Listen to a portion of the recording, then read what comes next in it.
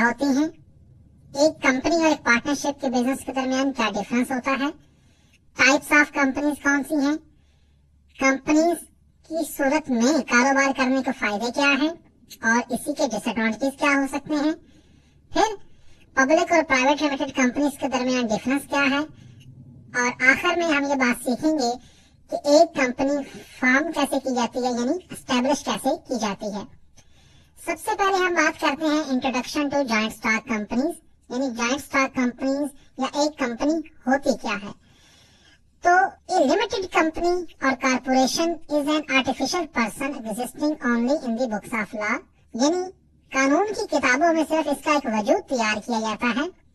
ये जो artificial legal person होता है, जब इसको एक दफा क्रिएट कर दिया जाता है, it is separate from its founders and share holders और मेंबर्स।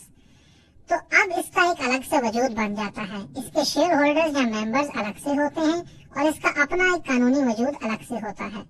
इस कानूनी वजूद का इसे क्या फायदा होता है, इसे हम इसलिए आर्टिफिशियल पर्सन कहते हैं क्योंकि इस कानूनी वजूद की बुनियाद पे it can own property, it can sue and it can be sued, यानी ये प्रॉपर्टी अपने नाम ओन कर सकती है, अदालत में केस कर सकती है और इसके खिलाफ भी अदालत में केस किया जा सकता है। Company is allowed to perform its function according to the law under which it has been registered. Pakistan में जो कंपनी रजिस्टर करने का कानून है, उसी के तहत ये कंपनी का वजूद बनाया जाएगा और उसी के तहत उसे काम करने पड़ेंगे। अब इससे पहले हमने पढ़ा पार्टनरशिप फॉर्म ऑफ बिजनेस, तो इसका यानी कंपनी का और पार्टनरशिप फॉर्म ऑफ बिजनेस का आपस में क्या डिफरेंस है। एक कंपनी जब क्रिएट की जाती है तो उसकी रजिस्ट्रेशन होती है कंपनीज ऑर्डिनेंस 1984 के तहत, जबकि पार्टनरशिप बिजनेस की रजिस्ट्रेशन पार्टनरशिप एक्ट 1932 के तहत होती है।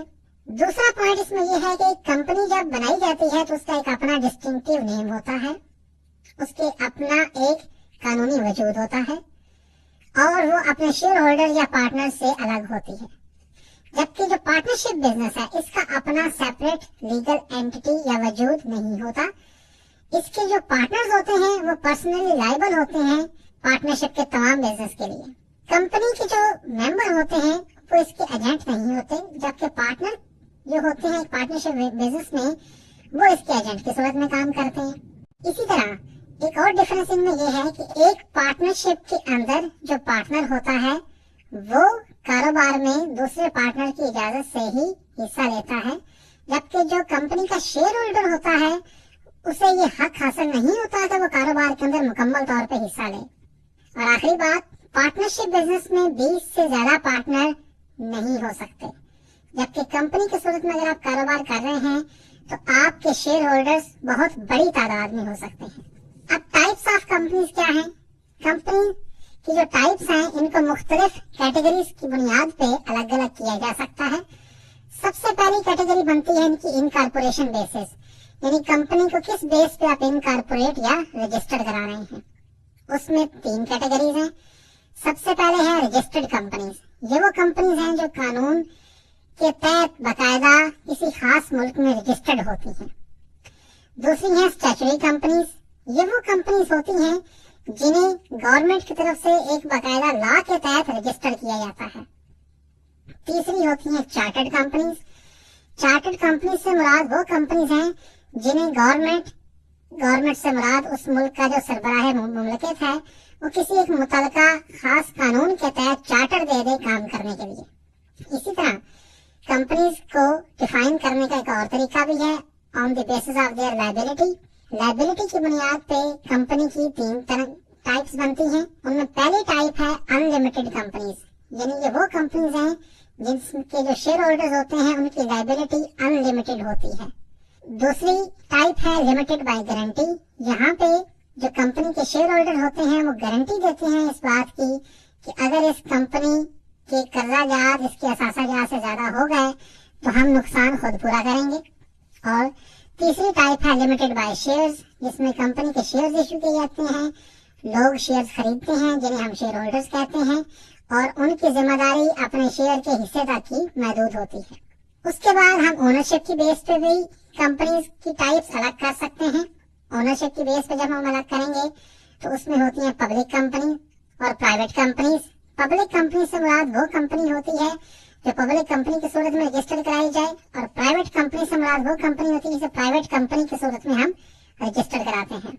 होल्डिंग कंपनी से मुराद वो कंपनी होती है जो एक ग्रुप ऑफ कंपनी की सूरत में काम कर रहे होते हैं, यानी एक होल्डिंग कंपनी के नीचे 2 या 3 सब्सिडरी कंपनीज मौजूद होती हैं। इस तरह गवर्नमेंट कंपनीज हैं, ये वो कंपनीज हैं जिन्हें गवर्नमेंट ओन करती है। फिर होती है सिंगल मेंबर कंपनी, जिसकी ओनरशिप एक सिंगल पर्सन के पास होती है। इसी तरह कंपनीज के टाइप्स को अलग किया जा सकता है on the basis of nationality, जिसमें सबसे पहले है लोकल कंपनीज। ये वो कंपनीज होती हैं जो एक मुल्क के कानून के तहत लोकली रजिस्टर्ड होती हैं, और दूसरी होती हैं फॉरेन कंपनीज जो आपके मुल्क में काम कर रही हूँ लेकिन उनकी ओरिजिनल रजिस्ट्रेशन एक दूसरे मुल्क में हुई हो। अगर हम कंपनीज के फॉर्म ऑफ बिजनेस के कंपैरेटिवली एडवांटेजेस और डिसएडवांटेजेस देखें तो कंपनीज की सूरत में काम करने के एडवांटेजेस क्या हैं। सबसे पहला एडवांटेज है कि शेयर होल्डर्स की लिमिटेड लायबिलिटी होती है, यानी जितने का शेयर उन्होंने खरीदे हों उतनी ही अमाउंट तक उनकी लायबिलिटी होती है। दूसरा फायदा इसमें ये होता है कि कंपनीज का लार्ज साइज होता है। तीसरा फायदा ये है ट्रांसफर ऑफ ओनरशिप, आप अपना शेयर किसी वक्त भी किसी के नाम ट्रांसफर कर सकते हैं। चौथा फायदा है एफिशिएंसी इन मैनेजमेंट, क्योंकि कंपनी की सूरत में कारोबार बड़े पैमाने पे होता है, काफी ज्यादा लोग इन्वॉल्व होते हैं, तो काम आसानी से और जल्दी हो जाता है। परमानेंट रेजिस्टेंस, कंपनी की रेजिस्टेंस परमानेंट होती है, यानी अगर शेयर होल्डर की डेथ वगैरह भी हो जाए तो कंपनी चलती रहती है। और अगर हम इसके डिसएडवांटेजेस देखें तो सबसे पहला डिसएडवांटेज होता है हाई रेट ऑफ टैक्स, यानी कंपनीज पे टैक्स रेट हाई होता है, उन्हें अपने मुनाफे का ज्यादा हिस्सा टैक्स की सूरत में देना पड़ता है। फिर है एक्सपेंसेस ऑफ ऑर्गेनाइजेशन, हर कंपनी के कुछ एक्सपेंसेस होते हैं, क्योंकि एक कंपनी के बहुत ज्यादा मुलाजम होते हैं, तो उन एक्सपेंसेस को कवर करने के लिए आपके पास उतनी सेल्स होनी चाहिए। फिर government restrictions and reports, government ने कंपनीज की फॉर्म ऑफ बिजनेस पे कुछ रिस्ट्रिक्शंस लगाई होती हैं और उनके लिए रिक्वायरमेंट होती है कि हर साल उन्होंने अपनी एक एनुअल रिपोर्ट गवर्नमेंट को देनी है, तो ये भी एक इश्यू होता है। Then lack of personal interest, company की सूरत में काम करने में जो लोगों का पर्सनल इंटरेस्ट है वो ज्यादा नहीं होता, क्योंकि कारोबार का जो मुनाफा होता है वो लाजमी नहीं मैनेजर से शेयर करें, वो अल्टीमेटली शेयर होल्डर्स के पास जा रहा होता। देन लेक ऑफ सिक्रेसी, क्योंकि कंपनी की सूरत में जब काम कर रहे हैं बहुत ज्यादा लोग इन्वॉल्व हैं, तो आपके जो बिजनेस सीक्रेट्स हैं वो ज्यादा देर तक छुपे हुए नहीं रह सकते, वो आपके कंपेटिटर्स को पता चल सकते हैं। अब हम देखते हैं पब्लिक और प्राइवेट कंपनी के दरमियान क्या डिफरेंस होता है। ये जो डिफरेंस है इसको हम 4 या 5 पॉइंट की सूरत में अभी देखते हैं। इसमें सबसे पहला पॉइंट ये है कि एक प्राइवेट कंपनी के कम से कम 2 मेंबर होने चाहिए, जबकि एक पब्लिक कंपनी के लिए कम से कम 7 मेंबर्स होने चाहिए। अगर ये तादाद पूरी होगी तभी जाके कंपनीज की रजिस्ट्रेशन हो पाएगी।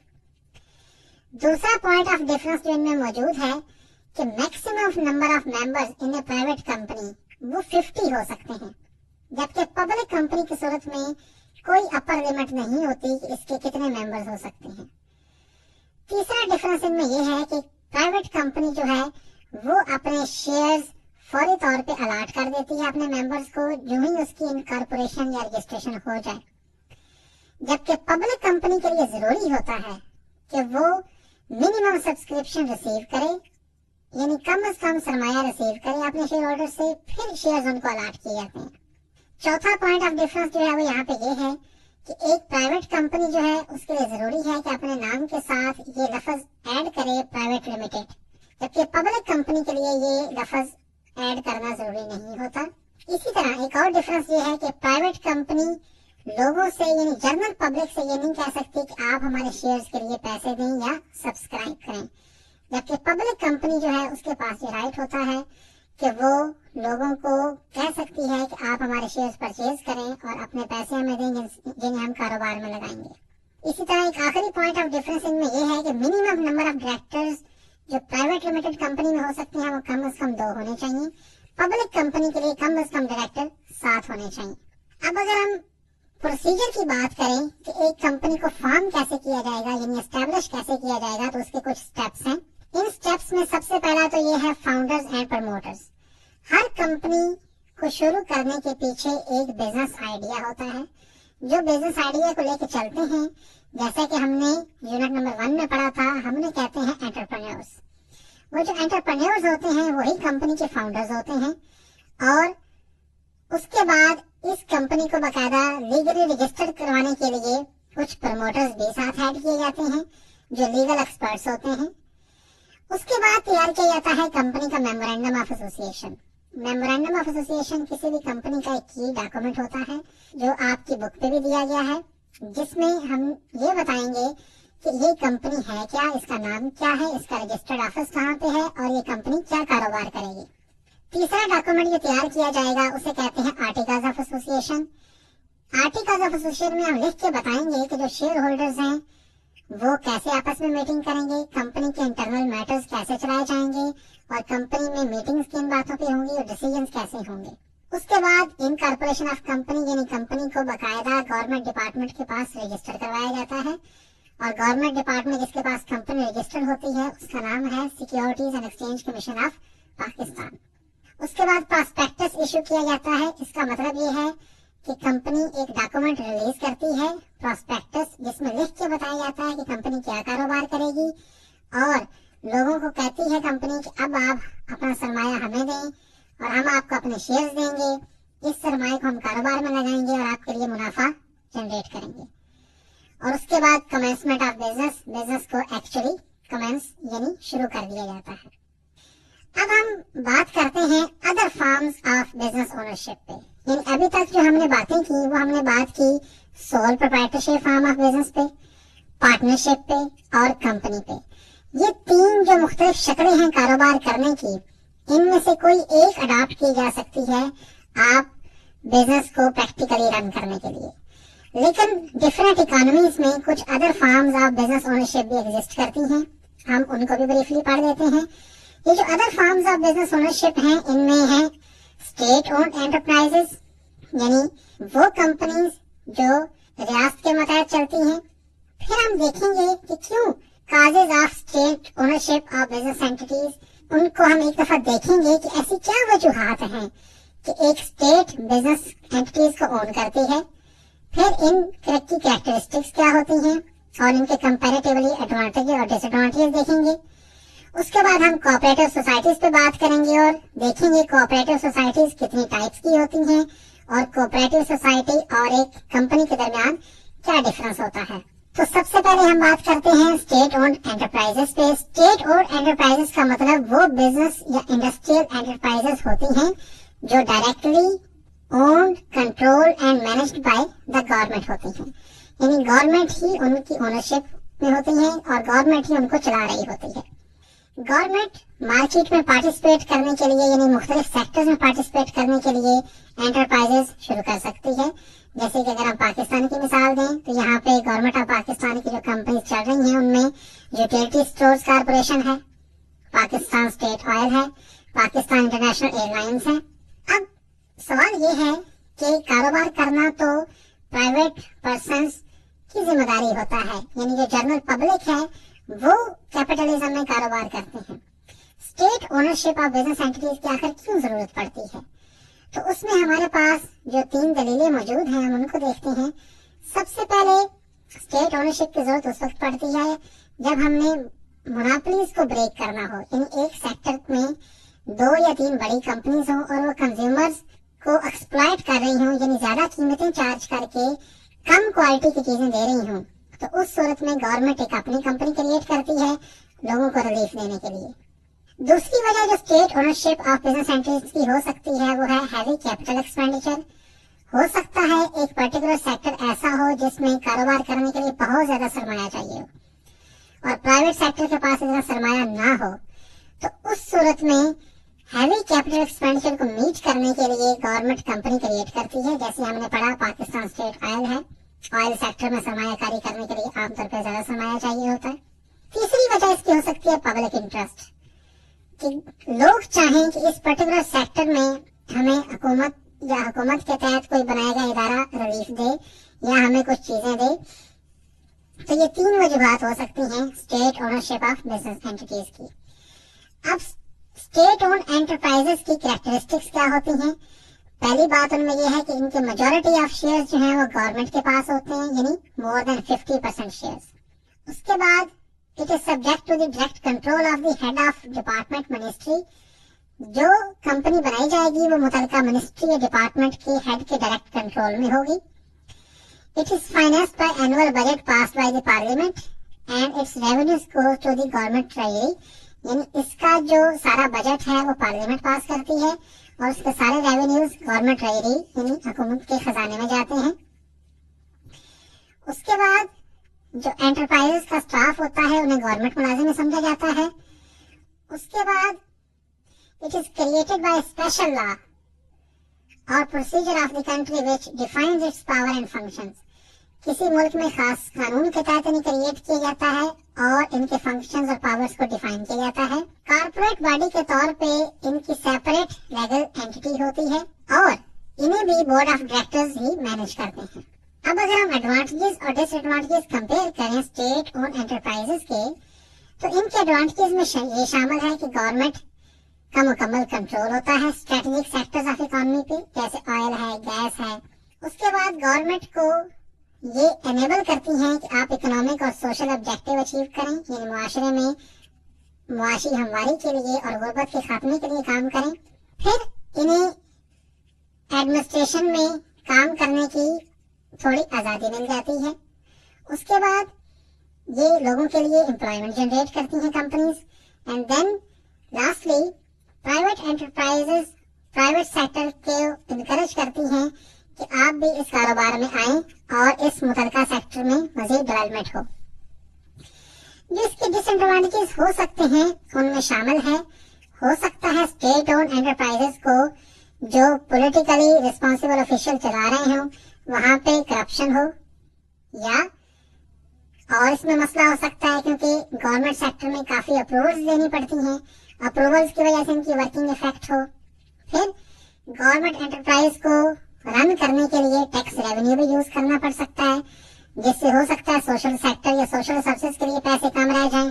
اور پھر ہڈن سبسڈی بھی پرووائڈ کی جا سکتی ہے گورنمنٹ انٹرپرائز کو بجٹ کے ذریعے.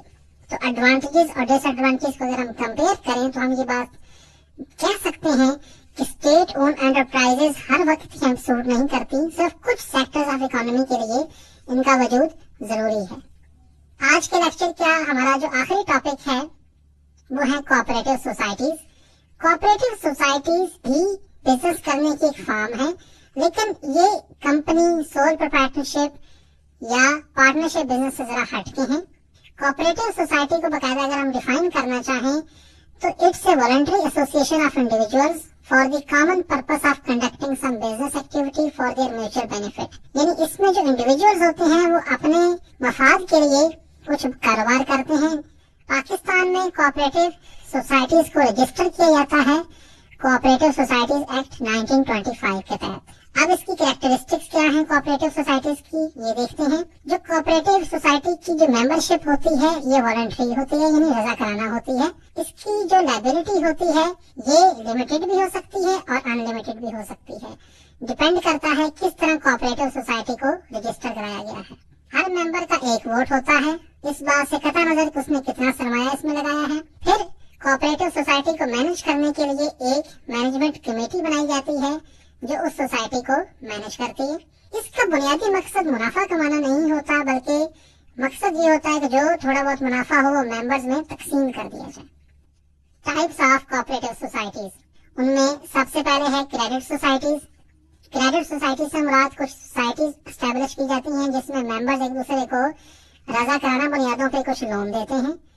پھر انڈسٹریل سوسائٹیز ہوتی ہیں جن کا مقصد یہ ہوتا ہے کہ خاص قسم کی انڈسٹری کے فروغ کے لیے کچھ انڈسٹریلسٹ مل کے آپس میں سوسائٹی کریٹ کر دیتے ہیں. فارمنگ سوسائٹیز ہوتی ہیں جس میں کسان مل کے اپنی سوسائٹی کریٹ کر دیتے ہیں اور اپنے جو انپٹس ہوتے ہیں جیسے کھاد، بیج اور باقی مشینری وہ شیئر کرتے ہیں. ہاؤسنگ سوسائٹیز ہوتی ہیں جو اپنے ممبرز کو ہاؤسنگ کی فیسلٹیز پرووائڈ کرتی ہیں. ویمن سوسائٹیز ہوتی ہیں جو عورتوں کی فلاح و بہبود کے لیے کام کرتی ہیں. اور اس کے علاوہ ملٹی پرپز سوسائٹیز ہوتی ہیں، یعنی اوپر بتائے گئے ایک یا ایک سے زیادہ مقصد کو اچیو کرنے کے لیے سوسائٹی اسٹیبلش کی جا سکتی ہے. एक कोऑपरेटिव सोसाइटी और एक कंपनी के दरमियान डिफरेंस क्या होता है।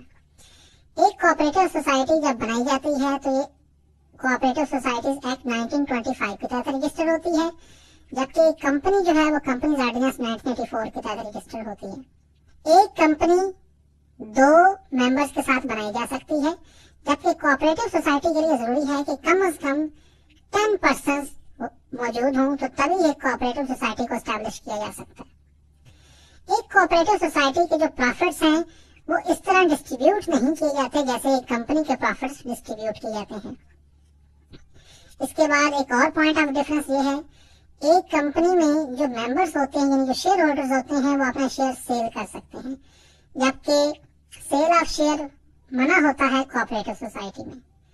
इस तरह कोऑपरेटिव सोसाइटी जो है उसका काम मुकम्मल तौर पे बिजनेस करना नहीं होता, उसका एक मकसद ये होता है कि उसके जो मेंबर्स हैं उन तक कुछ खास किस्म की इकोनॉमिक गुड्स या सर्विसेज प्रोवाइड की जाएं। अब अगर हम कंपैरेटिवली देखें कि कोऑपरेटिव सोसाइटीज के एडवांटेजेस और डिसएडवांटेजेस क्या हैं, तो सबसे पहले तो हमें इसका एक एडवांटेज ये नजर आता है कि it eliminates middleman and makes goods available to the consumer at cheaper prices, यानी अशिया और सर्विसेज की परफॉर्मिंग कम कीमतों पे हो सकती है कंज्यूमर्स के लिए।